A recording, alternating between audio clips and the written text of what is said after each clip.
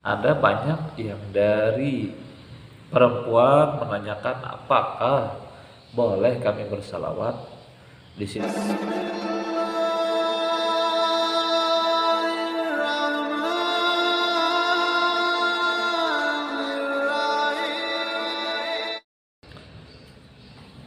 Bismillahirrahmanirrahim. Assalamualaikum warahmatullahi wabarakatuh. Alhamdulillahirabbil alamin. Wassalatu wassalamu ala asrafil anbiya'i wal mursalin sayyidina wa maulana Muhammadin wa ala alihi washabbihi ajmain, amma ba'd. Pertama dan utama, marilah kita panjatkan puji syukur kita kehadirat Allah Subhanahu wa taala yang mana dengan limpahan rahmat, taufik serta hidayahnya sehingga kita diberikan nikmat yang banyak, nikmatan katsiratan, diberikan hidayah, dipanjangkan umur, dan mudah-mudahan kita semua ditetapkan iman. Salawat dan salam semoga selalu tercurah kepada junjungan kita Nabi besar Muhammad SAW. Saudaraku yang dirahmati Allah dimanapun antum berada, pada video kali ini saya akan menjelaskan tentang, mohon maaf sekali, tentang seorang yang berhalangan atau seorang perempuan yang berhalangan apakah bisa untuk bersalawat dan berkegiatan keagamaan lainnya. Sepanjang pengetahuan saya yang saya dapat dari guru-guru saya, ada beberapa hal yang boleh dilakukan oleh orang yang berhalangan. Artinya begini, orang yang berhalangan, kita sebut saja salah satunya haid dan lain sebagainya, itu tidak murni, tidak full untuk tidak beribadah kepada Allah, artinya meninggalkan sejauh-jauhnya, tidak seperti itu. Ada beberapa hal yang boleh dilakukan. Yang pertama adalah berzikir. Yang berzikir ini misalnya kita ingat dengan Allah, membaca la ilaha illallah dan lain sebagainya, artinya tidak serta-merta dengan adanya haid malas-malasan untuk beribadah, berzikir dan sebagainya, tidak. Berdoa, kita tetap berdoa. Jangan sudah kena menstruasi tidak berdoa kepada Allah lagi, bukan seperti itu.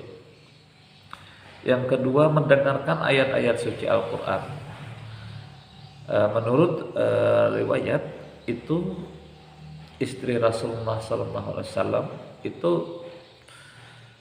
tiduran di paha Rasulullah sedangkan Rasulullah membaca Al-Quran. Yang ketiga adalah bersedekah.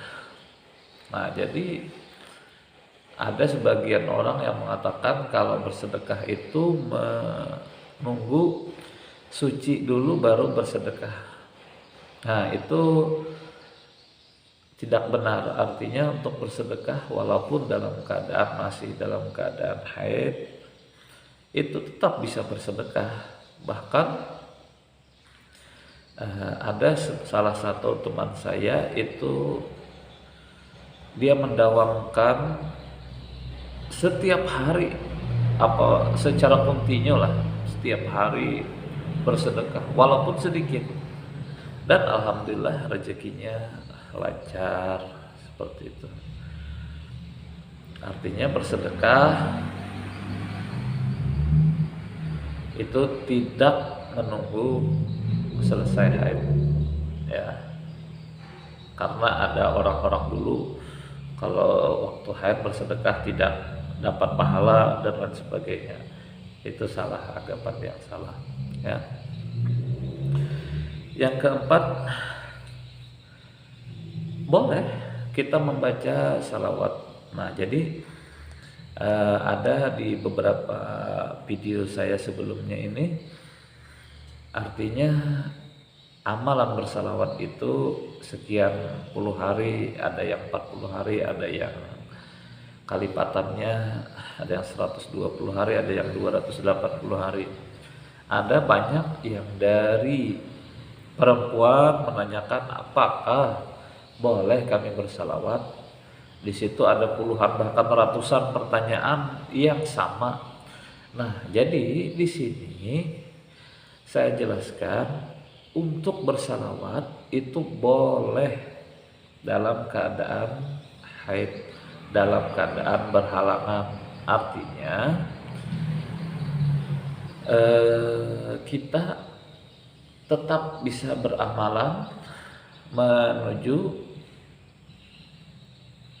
tahap pertama 41 hari sampai nantinya sampai 120 hari sampai 280 hari, bahkan selama-lamanya bisa, tetap bisa, tidak ada pantangan. Nah, kenapa saya mengatakan 41 hari pertama?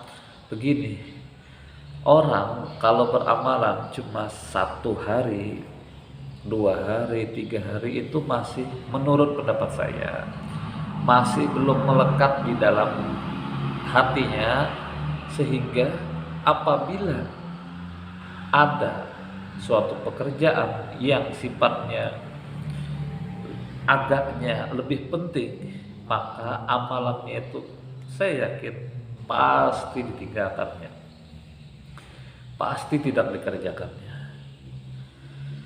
cepat lupanya. Akan tetapi kalau sudah orang beramalan sampai puluhan hari, sampai 41 hari, dia akan susah untuk meninggalkannya. Artinya apabila dia meninggalkan amalannya, dia akan merasa ada sesuatu yang kurang, ada sesuatu yang janggal, sehingga dia akan ingat, oh berarti saya tidak bersalawat hari ini, atau salawat saya masih kurang, cuma 200 hari ini, sedangkan target saya minimal 1000. Nah, seperti itu. Nah, jadi jawabannya, untuk bersalawat boleh dalam keadaan berhalangan. Udah paham? Nah, yang selanjutnya, menuntut ilmu. Yang kelima ini, boleh orang yang haid tetap sekolah menuntut ilmu. Nah, jadi jangan kalau haid libur sekolah, libur mondok, jangan. Artinya walaupun dalam keadaan datang bulan tetap bisa menuntut ilmu, ilmu agama, ilmu umum dan lain sebagainya. Tidak ada larangan. Ya. Sekali lagi saya ringkas saja, saya simpulkan ada 5 hal yang boleh dikerjakan oleh orang yang haid atau berhalangan. Yang pertama, berzikir dan berdoa. Yang kedua, mendengarkan ayat suci Al-Quran. Yang ketiga, bersedekah. Yang keempat, bersalawat. Yang kelima, menuntut ilmu. Mudah-mudahan video ini dapat bermanfaat. Saya akhiri, wabillahi taufiq wal hidayah. Assalamualaikum warahmatullahi wabarakatuh.